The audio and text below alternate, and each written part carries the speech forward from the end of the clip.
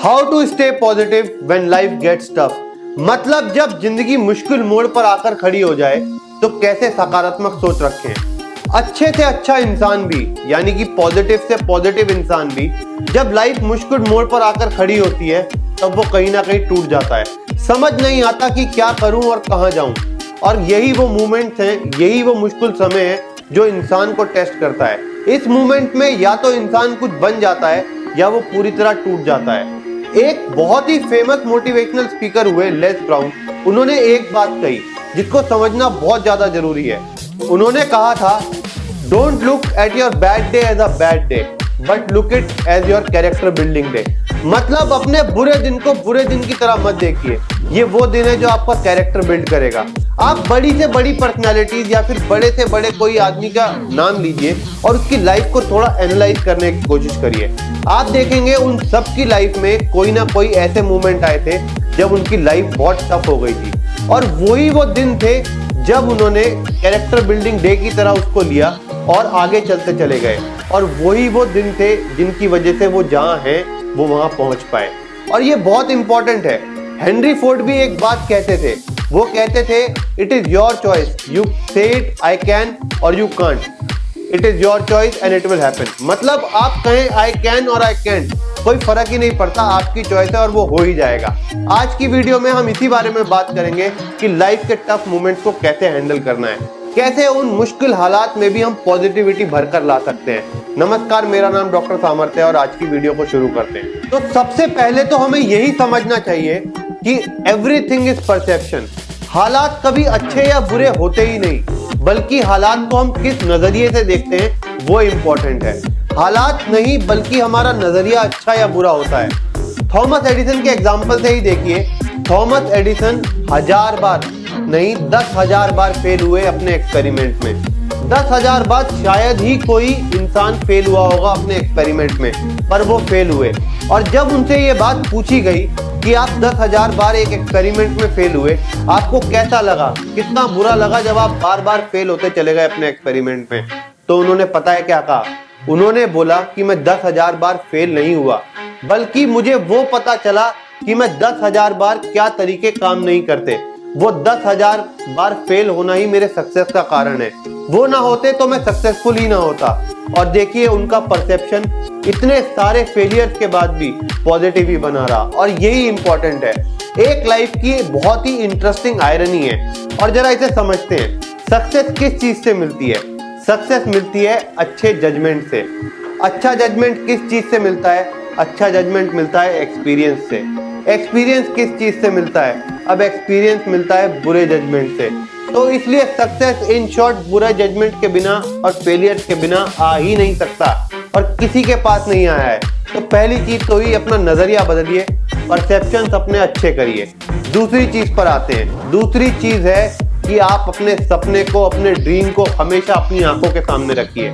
होता क्या है, जब भी हम बुरे समय से गुजर रहे होते हैं, हमारे ड्रीम्स हमसे बहुत दूर चले जाते हैं। हम अपना फोकस खो देते हैं और आसपास की सिचुएशन में इतना फंस जाते हैं कि हमें याद ही नहीं रहता कि हमने वो काम आखिर शुरू क्यों किया था।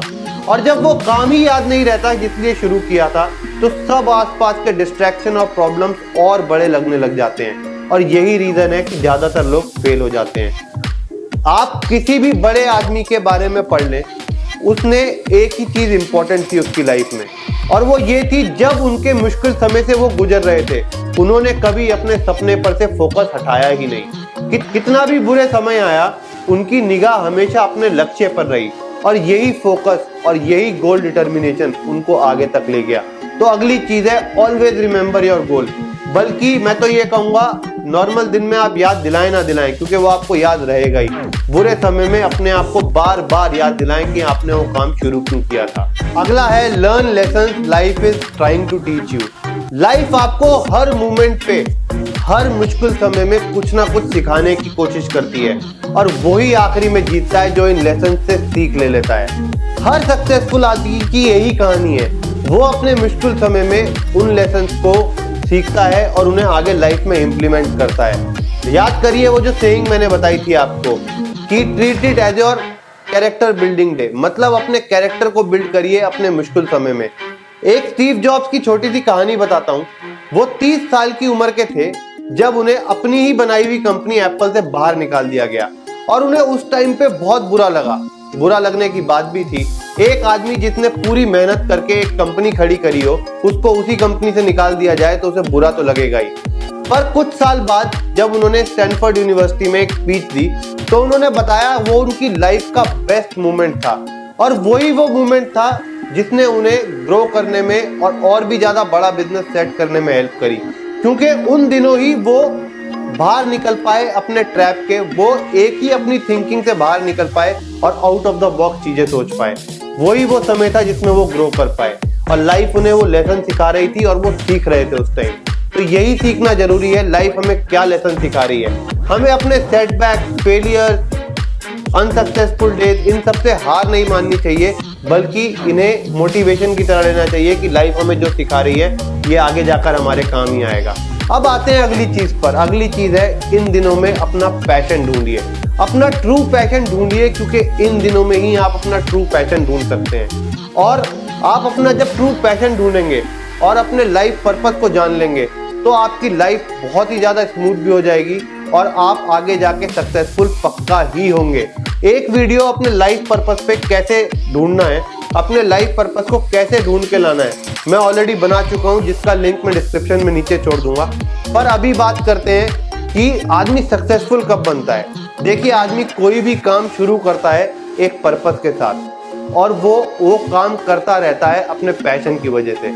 तो जब ये दोनों चीजें एक साथ मिल जाती हैं, जब एक इंसान को पर्पस भी मिल जाता है और पैशन की आंख भी उसमें जुड़ जाती है, तो कोई काम रुकता ही नहीं, आदमी सक्सेसफुल हो ही जाता है एक दिन।